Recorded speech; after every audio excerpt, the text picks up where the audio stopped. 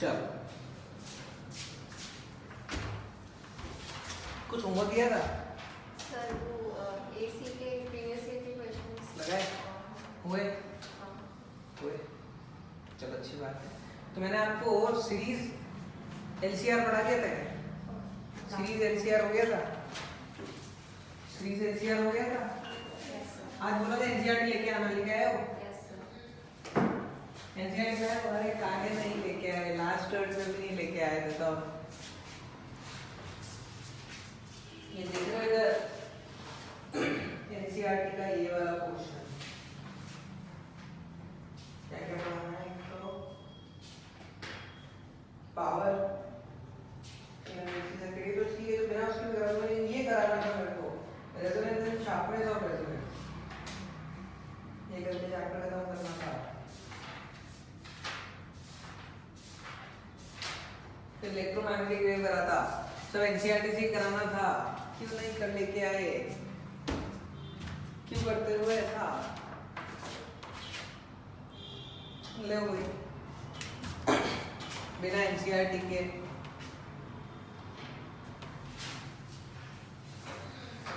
Power in an AC circuit.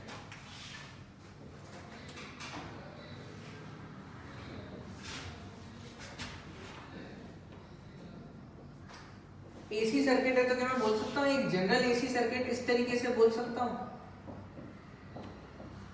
हाँ या ना?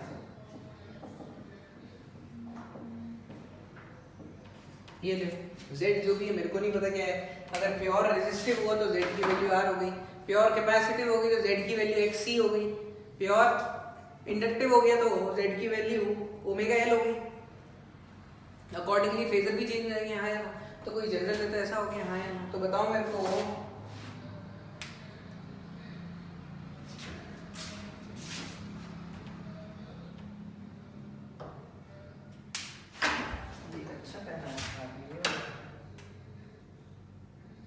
देखो जरा ध्यान दो। तो बताओ मेरे को Z किसके बराबर है? समथिंग Z और एंगल है फाई। मेरे को नहीं पता फाई पॉजिटिव है नेगेटिव है कैसा है, जनरल ले लिया है। बात समझ में आई? बताओ मेरे को करंट कितना होगा अभी इस सिचुएशन में? ऐसा लिखूंगा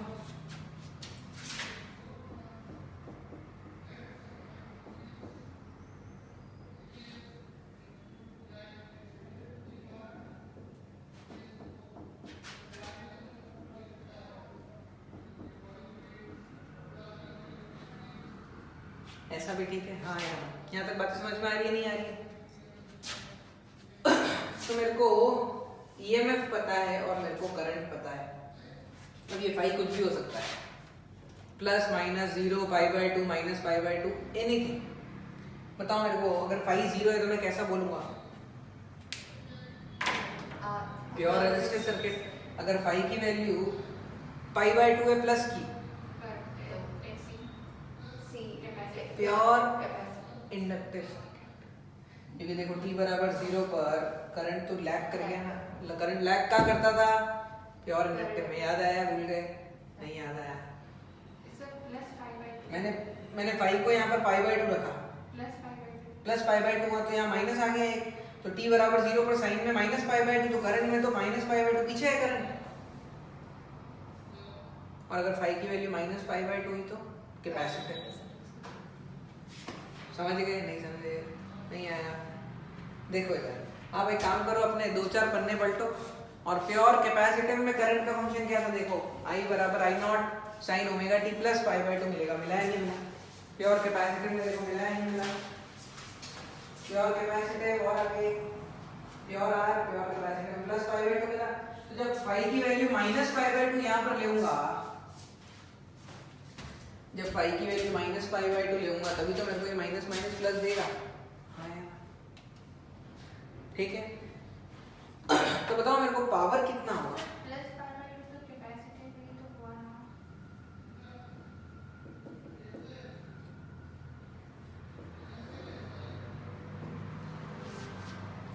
सर जैसे इसमें हमें करंट की वैल्यू लिखी हुई तो omega t plus pi by to लिखिए, लास्ट वाला जो रिलेशन था।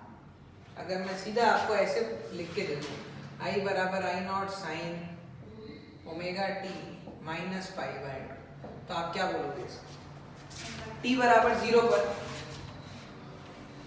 इसका एंगल 0 और टी बराबर 0 पर इसका माइनस पाई बाय 2। करंट कहां पीछे रहता है? करंट कहां पीछे रहता है? इंडक्टर में। समझ गए नहीं समझ गए? चलिए एनीवेज पावर क्या होगी? पावर का फेजर क्या हो जाएगा? ये हो जाएगा। हाँ यार बात समझ आई है नहीं? और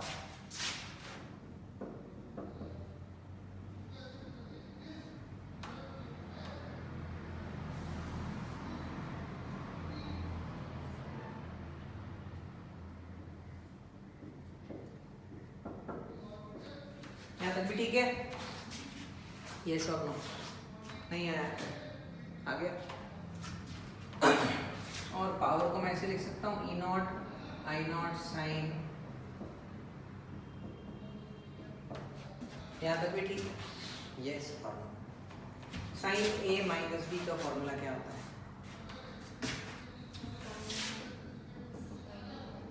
साइन ए माइनस बी का फॉर्मूला क्या होता है? Sine 2 omega T cos five minus sine five cos 2 omega T. यहाँ तक बात समझ आई?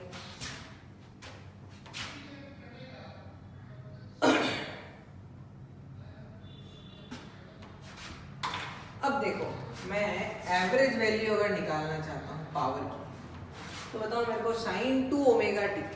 साइन 2 ओमेगा टी है तो साइन का ग्राफ क्या होता है? ऐसा होता है। साइन का ग्राफ ऐसा होता है, कॉस का ग्राफ ऐसा होता है। तो बताओ मेरे को average value is defined for half cycle. तो हाफ साइकिल मतलब बोले तो यहाँ से लेके यहाँ तक, और इसके लिए हाफ साइकिल बोले तो यहाँ से लेके यहाँ तक। तो बताओ मेरे को कॉस की एवरेज वैल्यू क्या होगी? 0। क्यों? क्योंकि ये वाला एरिया इस एरिया को खत्म कर देगा, ऊपर का एरिया प्लस नीचे का एरिया नेगेटिव। तो अगर मैं एवरेज वैल्यू बात करता हूँ तो ये तो 0 हो गई, तो एवरेज वैल्यू कितनी हो गई? E naught I naught cos phi और यहाँ पर मैं साइन 2 ओमेगा टी की एवरेज वैल्यू जो भी होती है वो लिख दूंगा। हाँ यार अब साइन 2 ओमेगा टी की एवरेज वैल्यू कैसे निकालेंगे? किसी भी फंक्शन की एवरेज वैल्यू कैसे निकाल देते हैं? इंटीग्रेशन वो function divided by for half cycle. ये कर लेंगे तो ये साइन 2 ओमेगा टी की एवरेज वैल्यू आ जाएगी। हाँ या ना? याद कर। तो बताओ इसका इंटीग्रेशन करके आंसर बताओ मेरे को क्या आएगा? ये साइन 2 ओमेगा टी की एवरेज वैल्यू है।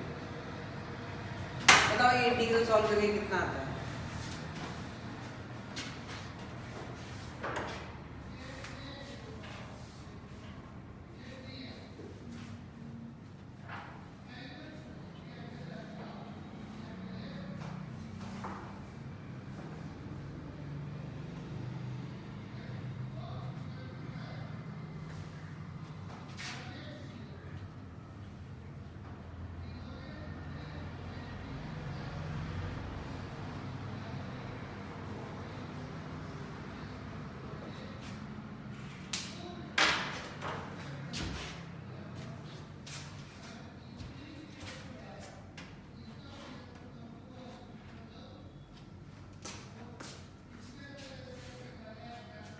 साइन 2 ओमेगा टी का इंटीग्रेशन आई होप आप लोग कर पाओ।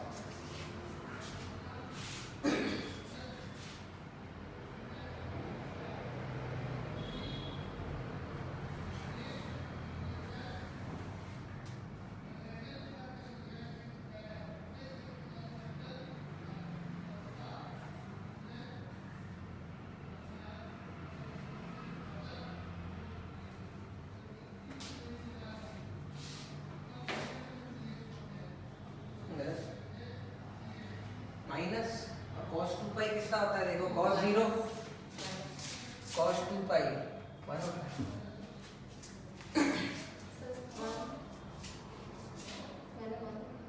हाँ सही है। ये वाली वैल्यू 1/2 आ जानी चाहिए। आ रही है नहीं आ रही है? Yes sir. आई या नहीं आई? अच्छा ठीक है, ये सब कॉपी कर रहे हो, उसके बाद में ये करो और उसके बाद में, और फिर फॉर्मूला देखो, sin 2 ओमेगा टी की एवरेज वैल्यू मैंने 1/2 लिख दिया, I naught E naught upon 2 cos phi, और I naught upon root 2 E naught upon root 2। तो फॉर्मूला क्या है आपको याद है? ये वाला फॉर्मूला सबको याद होगा कि average power is I R M S V R M S cos phi, और cos phi को क्या बोलते हैं? Power factor. हाँ पावर फैक्टर। आगे वो लिखना है मेरे को, इतना यहाँ तक पहुंच जाओ समझे ने।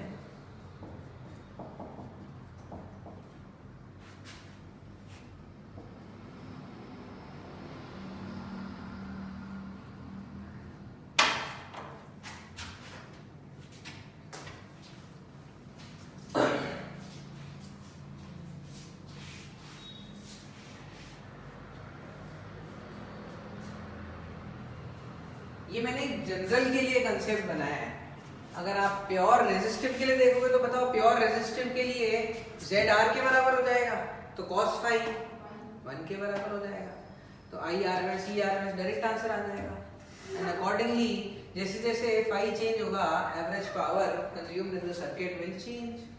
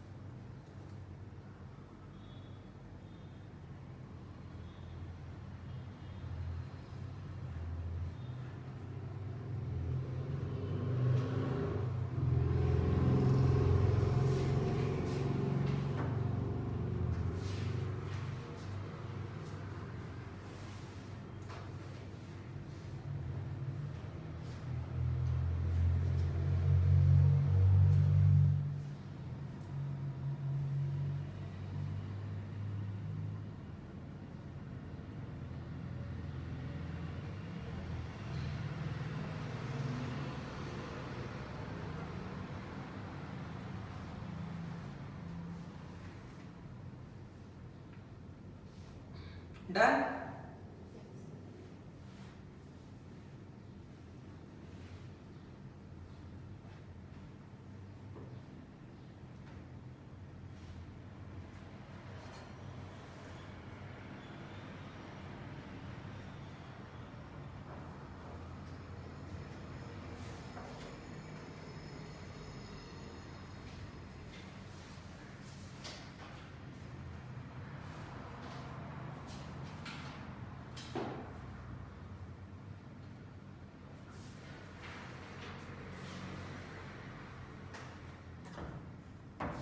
मिटा दूं? तो आपको क्या कहते हैं, कौन सा फॉर्मूला याद रखना है? Power in an AC circuit, कौन सा फॉर्मूला आपको याद रखना है? ये जो लास्ट में नीचे वाली लाइन लिखी थी आपको वो याद रखना है। आपको कोई मतलब नहीं डेरिवेशन क्या है, कैसा हुआ।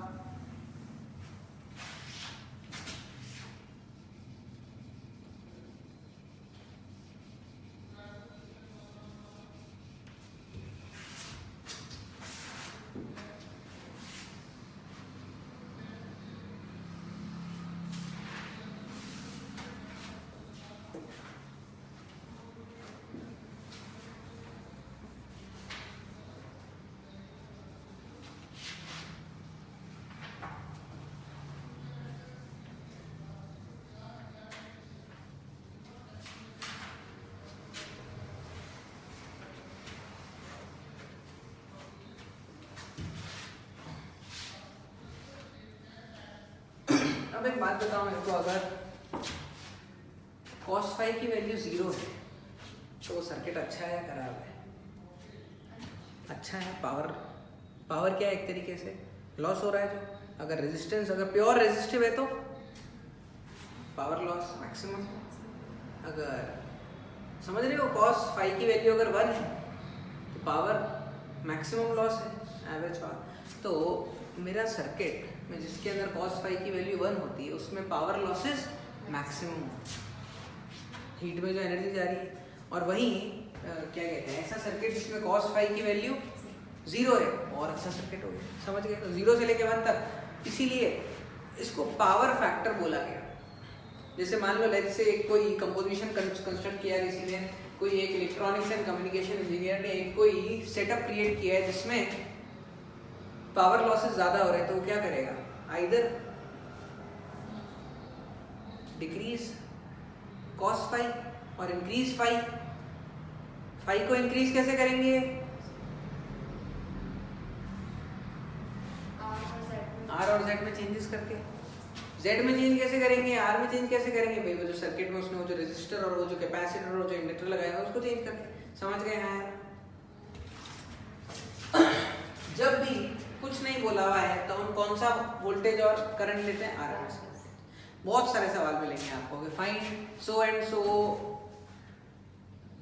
सर्किट, आर इतना, जेड इतना, आर इतना, एल इतना, आर इतना, एल इतना, सी इतना, ओमेगा इतना, आर अपॉन जेड निकाल के cos फाई निकाल दोगे तो E R M S, I R M S, और peak value upon √2, peak current upon √2 into cos phi, सीधा पावर। तो कौन सी पावर की वैल्यू आ रही है, एवरेज वैल्यू आ रही है पावर। जैसे एनसीईआरटी में आप देखो,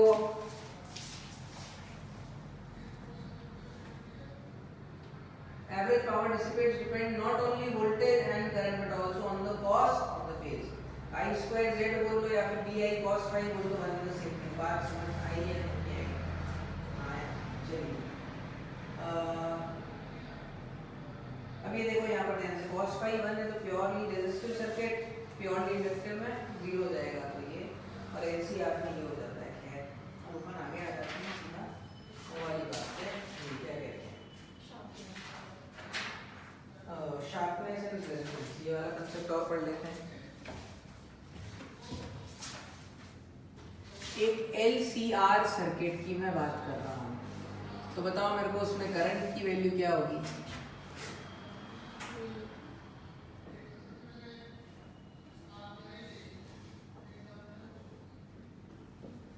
कुछ ऐसी होगी, हाँ या ना, +5 भी हो सकता है, -5 भी हो सकता है, यस और नो। तो बताओ मेरे को पीक वैल्यू कितनी है,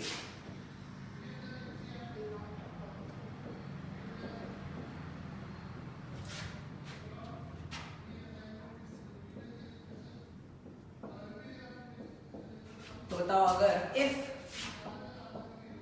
I naught is to maximize, what I want is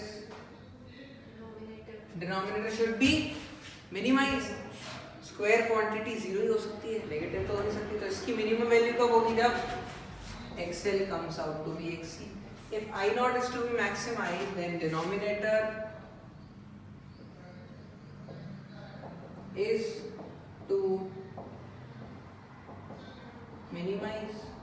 अब डिनोमिनेटर को मिनिमाइज करने के लिए XL बराबर XC और ओमेगा L बराबर 1 अपॉन ओमेगा C।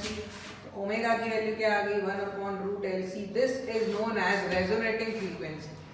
दिस क्यों, क्योंकि इस फ्रीक्वेंसी पर करंट मैक्सिमम जा रहा है। देखो ध्यान से, मैं एक ग्राफ बनाता हूँ।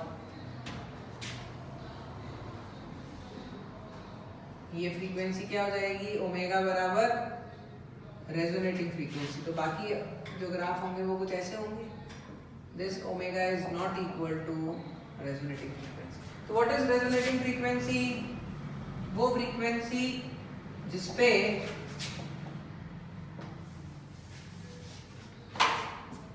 पीक करंट मैक्सिमम हो रहा है। हाँ यार समझ गए?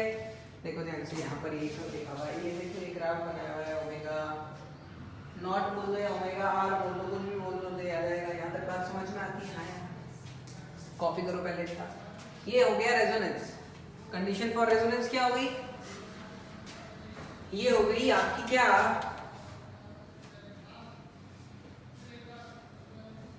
Condition for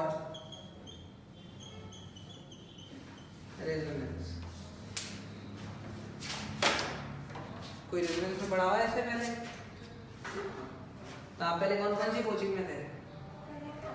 CP. और आप? कोई कोचिंग नहीं। तो सीपी में कितने बच्चे हैं नीट के? कंपटीशन मिलता है थोड़ा बहुत या नहीं मिलता है? 35। कैसे थे सब बच्चे? लाइक सिलेक्शन कितनों के हुए हैं? एक का सर एक तो सेंट्रल अकेडमी की टॉपर ही थी 96% वाली। वो उसके बोर्ड्स का वो सर वो पढ़ती भी थी सर, मैं फिर भी किसी का नहीं हुआ।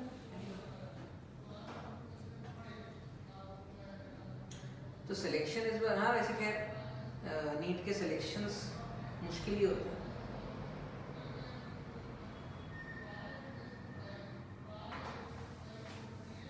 तो हमने कम से कम क्या कहते हैं 10 में से 2 निकाल दिए। एक तो कैटेगरी का फायदा मिला उसको, उसके कुछ 540 नंबर थे जयंत के, 542 कैटेगरी का फायदा मिला। बट ठीक है, 540 was also not like that bad. और उससे पहले वाले साल में भी 2 बच्चे निकाले थे। उससे पहले वाले साल में शुरू किया था तब 1 बच्चे का सिलेक्शन, तो 5 बच्चे निकल गए। अब देखो यहाँ से क्या होता है। अगर लगे रहोगे, क्योंकि आपके पेपर की टेंटेटिव डेट जून ही जानी है, जून के लास्ट वीक तक आएगी, अगर तब तक आप लगे रहे ना, फोकस रहे, तो निकल जाएगा। बस धीरे धीरे अपने आप को रिव्यू करते रहो। जो आप टेस्ट पेपर दे रहे हो उसमें इंप्रूवमेंट आ रहा है नहीं आ रहा है, आपकी स्पीड इंप्रूव हो रही है, अगर नहीं हो रही है तो कुछ चेंज करो। वही घिसी पिटी चीज अगर करते रहोगे तो वहीं रह जाओगे जहां पर अभी। अपने आप को सेल्फ इवेल्युएट करो। That's it. यहाँ तक लिख लिया? लिख लो आराम से। एसी चलाना है? पीछे वाला एसी चला देता है, रिमोट का है पीछे वाला एसी।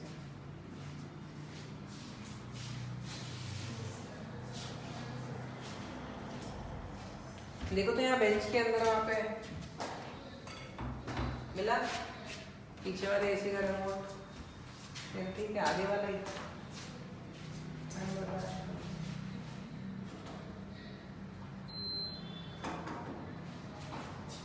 यहाँ तक कॉपी कर लो।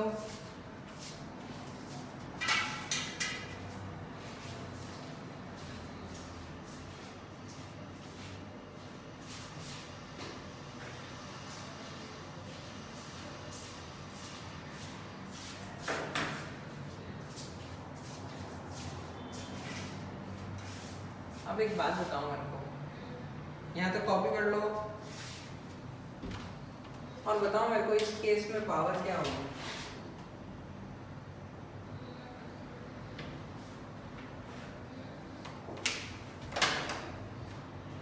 बताओ पावर क्या होगी इधर?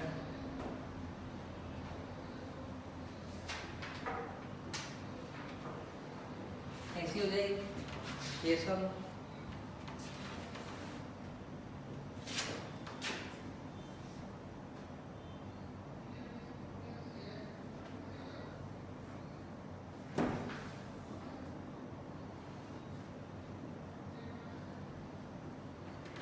ये और लिख लिया है, ठीक है ना। अब अकॉर्डिंगली आप फॉर्मूले चेंज कर लोगे।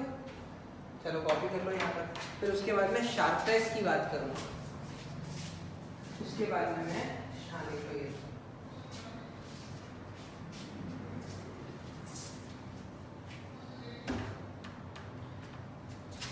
तो बताओ मेरे को, जब रेजोनेंस होगा तो cos फाई किसके बराबर होगा? है? अगर रेजोनेंस है तो बताओ मेरे को cos फाई किसके बराबर है? R/R। Z तो R के बराबर हो गई, एक्सेल एक्सयू की, तो cos फाई की वैल्यू कितनी हो गई? तो बताओ मेरे को, जब रेजोनेंस हो रहा होगा उस समय पर एवरेज पावर किसके बराबर हो गई?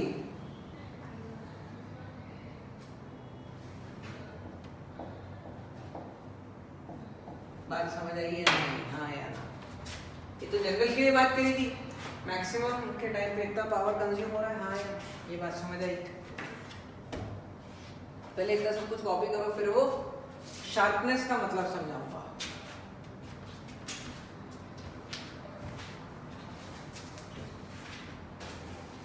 किसी को पता है शार्पनेस का मतलब बायोलॉजी? याद है किसी को? चलो कोई नहीं, अभी देखते हैं। सब कुछ कॉपी कर लो।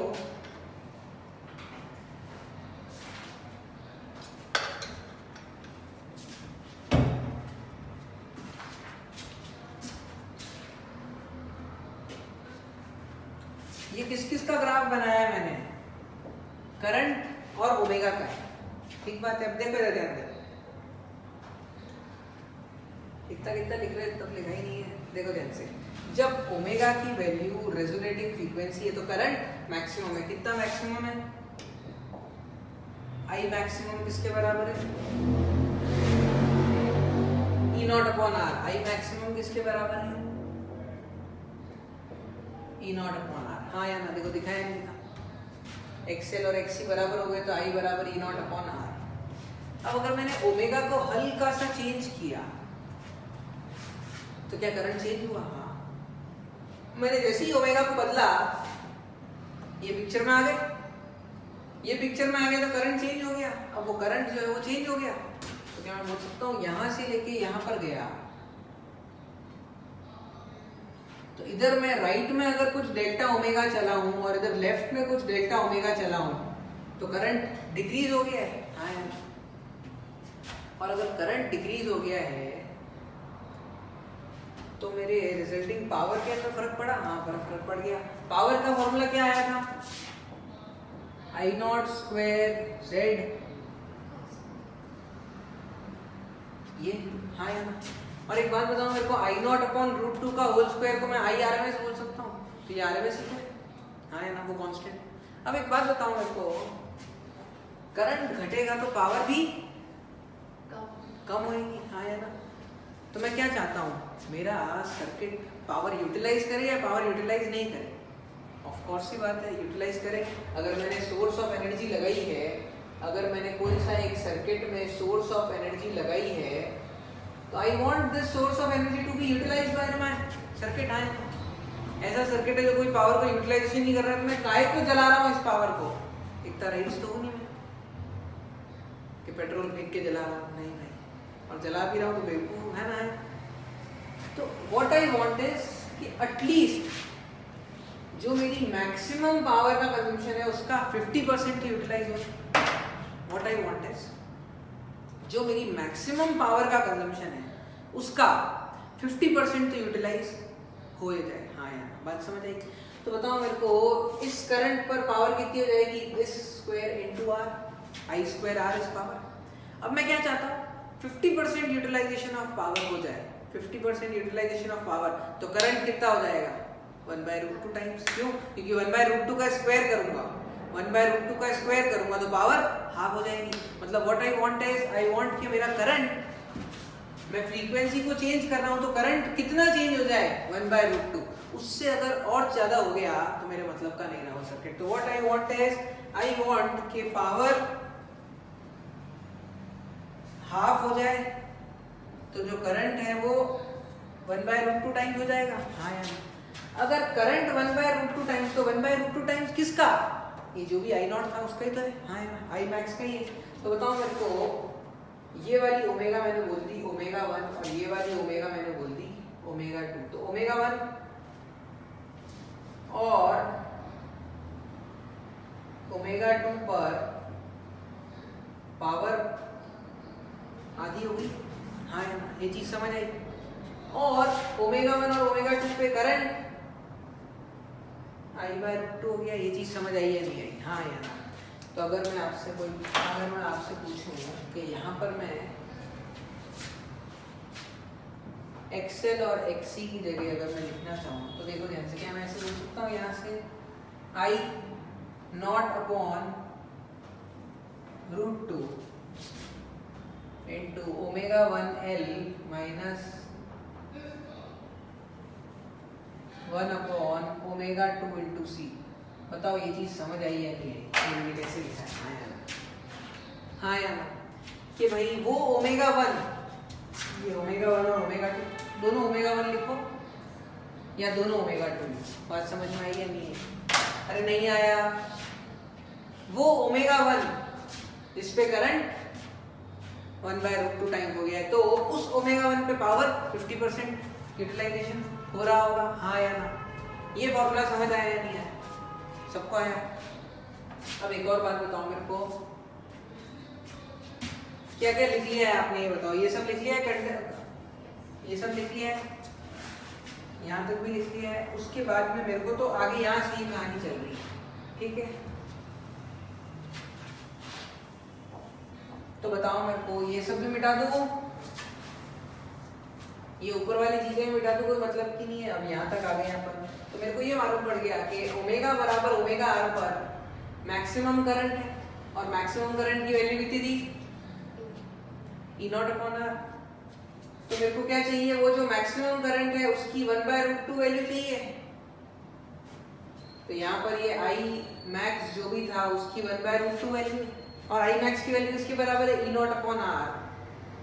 ई नॉट अपॉन √2 आर बराबर ई नॉट अपॉन रूट में R square plus omega 1 into L minus 1 upon omega 1 into C का होल स्क्वायर। भाई यहाँ पर जरूरी नहीं है कि मैं ओमेगा 1 ही रखूँ, ओमेगा 1 भी रख सकता हूँ, ओमेगा 2 भी रख सकता हूँ, दोनों पर करंट आई मैक्स अपॉन √2 हो जाएगा। अब ई नॉट से ई नॉट को कैंसिल आउट कर दूं, उधर लेके चले गए, इधर लेके चल गया, स्क्वायर कर दिया, तो बताओ क्या बनाइए, आर स्क्वायर प्लस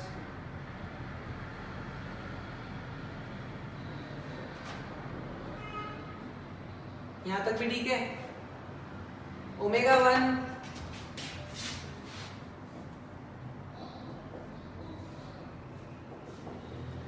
यहाँ तक भी बात समझ में आ गई, हाँ या ना? पक्की बात, सबको आ गई समझ में? पक्का? पहले इतना कॉपी कर लो। ऐसे लिखेंगे कि जब करंट मैक्सिमम था तो पावर का ये देखो यहाँ पर कैसे है, for values of omega other than omega naught the amplitude of current is less than the maximum value. Suppose we choose the omega for which current amplitude is 1/√2 times maximum value. At this value power distributed by the circuit becomes half. तो omega 1 omega naught के बाद में आगे बढ़ गया मैं, और omega 2 omega naught से पीछे आ गया। आखिरकार देखो मैं यहाँ तक पहुँच गया।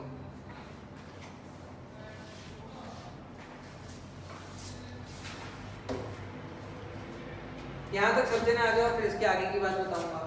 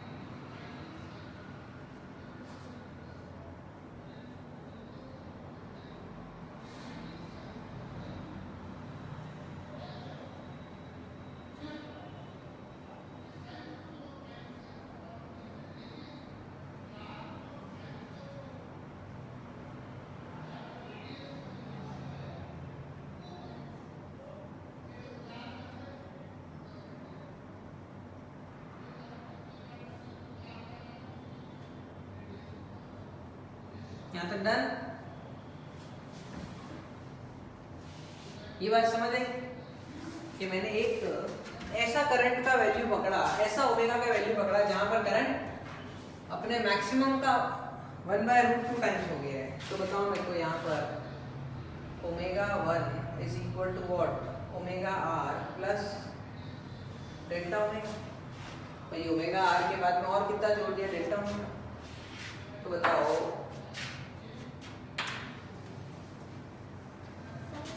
हाँ ओके, ओमेगा 1 को मैंने लिख दिया omega R plus delta omega into L minus 1 upon omega R plus delta omega into C बराबर आर। यहाँ तक समझ आई बात? अब एक काम करते हैं ना अपन, यहाँ से ओमेगा आर को बाहर निकाल देते हैं। यहाँ एक काम करते हैं ना, और छोटा स्क्वायर कर लेते हैं। ओमेगा आर को बाहर निकालेंगे, उससे भी हो जाएगा omega R into L 1 plus delta omega upon omega minus omega R को कॉमन निकाला 1 upon omega R C into 1 plus delta omega upon omega की पावर माइनस 1। ये स्टेप समझ आया नहीं आया? देखो इधर, ओमेगा आर कॉमन निकाला 1 प्लस ये ओमेगा आर को कॉमन निकाला, ओमेगा आर सी रह गया नीचे। यहाँ पर क्या हो गया है 1 प्लस डेल्टा ओमेगा, और उसको मैंने ऐसे लिख दिया। हाँ यार, अब ये ओमेगा आर क्या है, ओमेगा आर तो ये है, और इसकी वैल्यू किसके बराबर है 1 अपॉन रूट एल सी। अगर मैं इसको स्क्वायर कर दूँ, ओमेगा आर का square equal to 1 upon L C, तो omega R into L is equal to 1 upon omega R into C. ये चीज समझ आई? मतलब ये ओमेगा आर इंटू एल और ये 1 अपॉन ओमेगा आर इंटू सी तो एक बराबर है। दोनों को बाहर निकाल दूं, तो यहाँ पर बाहर निकालूंगा तो एल ओमेगा आर बाहर आ गया into 1 plus delta omega upon omega R, और यहाँ पर क्या बाइनोमियल एक्सपेंशन लगाऊंगा तो क्या आएगा -1 माइनस माइनस माइनस प्लस। यहाँ तक भी ठीक है? तो देखो ध्यान से, 1 से 1 कटा, 2 delta omega upon omega R से ओमेगा आर कटा, तो डेल्टा ओमेगा कितना आ गया 2 डेल्टा ओमेगा इंटू एल और आर अपॉन 2l। ये चीज समझ आई या नहीं आई? हाँ या ना? R upon 2l। ये जो डेल्टा ओमेगा है ये आर अपॉन 2l। और अगर मैं आपसे पूछूं कि बताओ ये डेल्टा ओमेगा जितना बड़ा होगा उतना अच्छा होगा या खराब होगा? खराब। क्यों? मैं क्या चाहता हूं कि मेरा जो सर्किट है वो सिंगल फ्रीक्वेंसी पे काम करता रहे, मेरे को ज्यादा वेरिएशन नहीं अच्छे लगते हैं। तो what I want delta omega to be small. I want delta omega जितना छोटा होगा इस कर्व का पीक उतना शार्प होगा, तीखा होगा। देखो ध्यान से, एक बार ये मैक्सिमम करंट है और यहाँ पर ये ऐसा है। अब डेल्टा ओमेगा जितना छोटा होगा, देखो दिख रहा है नहीं दिख रहा है, डेल्टा ओमेगा और छोटा हो गया, हाँ या ना? तो डेल्टा ओमेगा जितना छोटा कर्व उतना ज्यादा तीखा और शार्पनेस उतनी ज्यादा। शार्पनेस ज्यादा मतलब मेरा जो सर्किट है वो लगभग ऑलमोस्ट एक ही फ्रीक्वेंसी पे हमेशा फंक्शन कर रहा है। ये वाली फ्रीक्वेंसी थोड़ी सी चेंज होगी तो भी 50% तो दे रहा है। तो क्या मैं बोल सकता हूँ इस फ्रीक्वेंसी के इर्द गिर्द भी मेरे यूटिलाइजेशन ऑफ पावर उतना ही। और delta omega upon omega naught, delta omega ये क्यू, ये देखो डेल्टा ओमेगा अपॉन, इसको उल्टा कर दो, सॉरी ये रहा डेल्टा ओमेगा की वैल्यू r/2l आ गई। उसके बाद में शार्पनेस और quality factor is defined as omega naught upon 2 delta omega. Quality factor या शार्पनेस किससे डिफाइन करी है? Omega naught upon 2 delta omega, और उसकी वैल्यू क्या आ गई? नहीं, omega naught into l upon r। यही लिखा है एनसीईआरटी में, देखो ओमेगा नॉट। तो ये क्वालिटी फैक्टर होता है, इसको आपको याद करना है। बताओ मेरे को, what I want is circuit to have good quality. मेरे को इसका Q इंक्रीज करना है। अगर Q को इंक्रीज करना है तो डेल्टा ओमेगा को घटा दो ना, जितनी डेल्टा ओमेगा छोटा उतना सर्किट अच्छा। तो डेल्टा ओमेगा कम, क्वालिटी ज्यादा। और अगर मेरे को किसी भी LCR सर्किट का क्वालिटी इंप्रूव करना है, पावर फैक्टर इंक्रीज, मतलब क्वालिटी मतलब बोले तो यूटिलाइजेशन ऑफ एनर्जी को इंक्रीज करना है, तो Q को इंक्रीज करना है, तो क्या करूँ, या तो L को इंक्रीज कर दूँ और R को डिक्रीज कर दूँ। बस देखिए R क्या कर रहा है, हीट में लेके जा रहा है चीजों को, L क्या कर रहा है, अपने अंदर एनर्जी और स्टोर कर रहा है। बात समझ आ गई या नहीं आई? हाँ यार, ये वाली बात एक तो इम्पोर्टेंट थी कि पावर हाफ, और उसके बाद में डेल्टा ओमेगा की वैल्यू आ गई R/2L, और omega naught upon two delta omega is quality factor. हाँ जी, ओमेगा नॉट, ये सॉरी ओमेगा आर है, omega R is omega naught, resonating frequency omega R is omega. NCERT में ओमेगा आर की जगह ओमेगा नॉट लिखा हुआ है।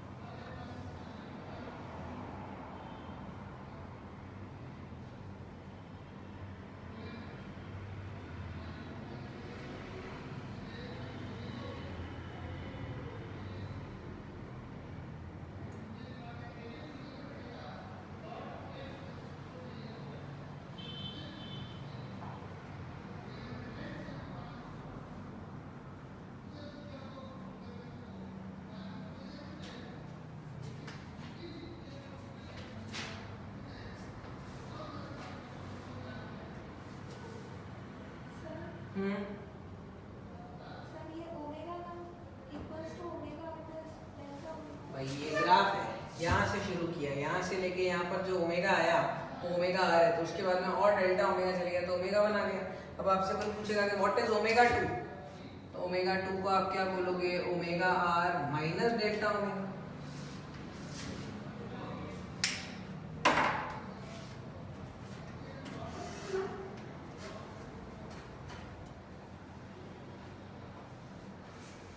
इस फॉर्मूले में भी डायरेक्ट क्वेश्चन आते हैं।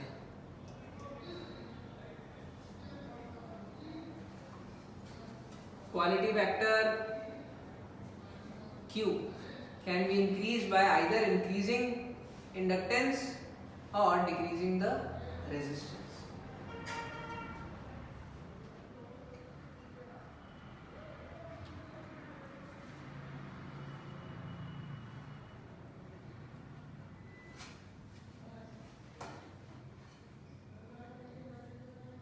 तो इसी के साथ आपका इलेक्ट्रोडायनेमिक्स कंप्लीट होता है टिले से।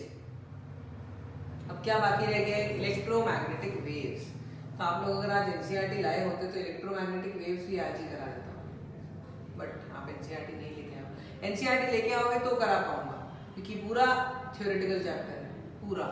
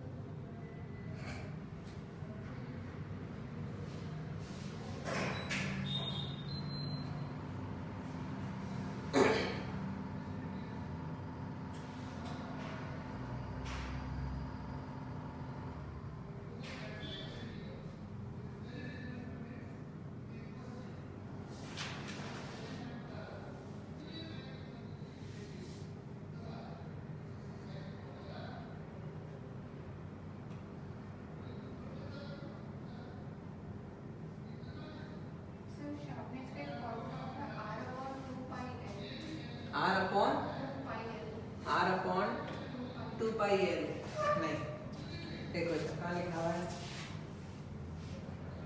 कहाँ है R/2πL है, देखो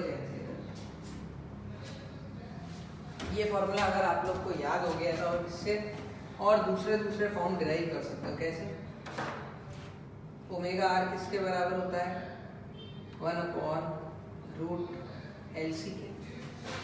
होता है। और यहाँ से देखो ओमेगा आर की जगह मैं क्या लिख सकता हूँ, ओमेगा 1 ये। तो बताओ मेरे को क्यू की वैल्यू क्या आ गई, ओमेगा एल की जगह मैंने क्या लिख दिया, ओमेगा आर ये लिख दिया। देखो ध्यान से, हाँ यार ये बात समझ आई। और ओमेगा क्या हो गया, 2 पाई है। समझे या नहीं समझे?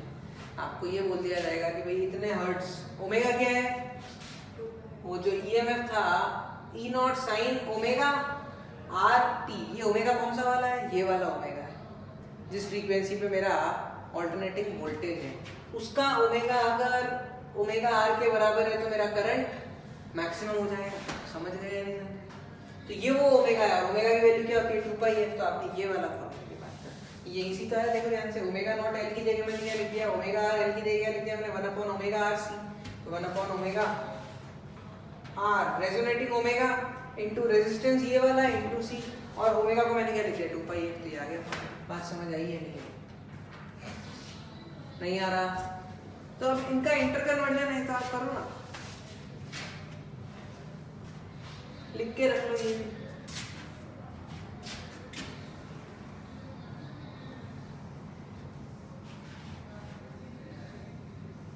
सर इसमें लाइन लिखी है, delta omega is larger than tuning of circuit is will not be good. Delta omega क्या था,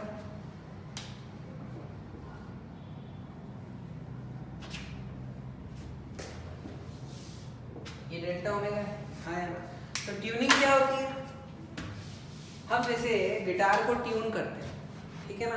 तो गिटार के अंदर कितनी स्ट्रिंग होती है, 6। सबसे नीचे वाली स्ट्रिंग को अपन ओपन बजाते हैं तो उससे कुछ आवाज निकलती है।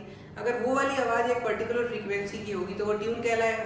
नहीं होगा तो हम उसके वो जो आगे जाके यहाँ पर ऐसे कुछ गोल गोल घुमाने के दिए हुए तो उसको घुमा के टाइट करते हैं, लूज करते हैं स्ट्रिंग को टाइट करेंगे या लूज करेंगे, टेंशन वेरी करेंगे तो फ्रीक्वेंसी वेरी करेंगे। हाँ, फ्रीक्वेंसी वेरी कर रहे हैं तो जैसे ही वो ट्यूनर बोलेगा कि हाँ भैया आपने टाइट किया, फ्रीक्वेंसी इससे मैच कर गई है, तो वो आपको हरी झंडी दे देगा कि हाँ भैया अभी ये गिटार की ये वाली स्ट्रिंग ट्यून है। तो बताओ मेरे को, अगर ये डेल्टा ओमेगा बहुत बड़ा है तो वो कभी ट्यून हो पाएगा? अलग अलग फ्रीक्वेंसी पे भी पिक्चर में पावर कंटिन्यू रहेगी। मेरा जो सर्किट है वो कंटिन्यूसली पावर लिए जा रहा है, मेरा जो सर्किट है वो कंटिन्यूसली पावर लिए जा रहा है अलग अलग फ्रीक्वेंसी से। तो मैं तो चाहता हूँ कि किसी एक फ्रीक्वेंसी पर पावर रहे और वो मैक्सिमम रहे। यहाँ पर तो अलग अलग फ्रीक्वेंसी पे अलग अलग पावर लिए जा रहा है तो मैं कुछ बोल ही नहीं पाऊंगा। बात समझ आएगी? तो ट्यूनिंग कब बेटर होगी, जब ये छोटा होगा। भाई अगर आप सारे नहीं सबने सुना है, तो एक सांप की लेट से एक फ्रीक्वेंसी होती है, फिक्स ही होगी यहाँ में। अब अगर वो सांप 500 हर्ट्ज वाला भी सा है, 550 वाला भी सा है, 600 वाला भी सा है, तो 500 वाले की वैल्यू ही नहीं देना। भाई वो जो सिंगर लोग होते हैं वो एक फिक्स फ्रीक्वेंसी पे अपने गले से सेम फ्रीक्वेंसी रखते हुए आवाज निकालते हैं। लता मंगेशकर एक सा बोलती है तो अपन तो सा, इसमें मजा थोड़ी ना, मजा तो किसमें, यूनिसन में, एक सिंगल फ्रीक्वेंसी में मजा है, तभी तो उनकी कीमत है। हाँ समझ गए? और बोलो, एनसीईआरटी में कुछ भी चीज नहीं आ रही हो तो घर पे जाके एनसीईआरटी पढ़ लेना। With this your electrodynamics is complete. क्या थक गए?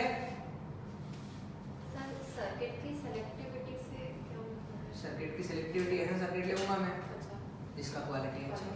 सेलेक्टिविटी लाइन पूरी पढ़ो ना, समझ जाओगे। एनसीईआरटी घर पे रीड कर लेना।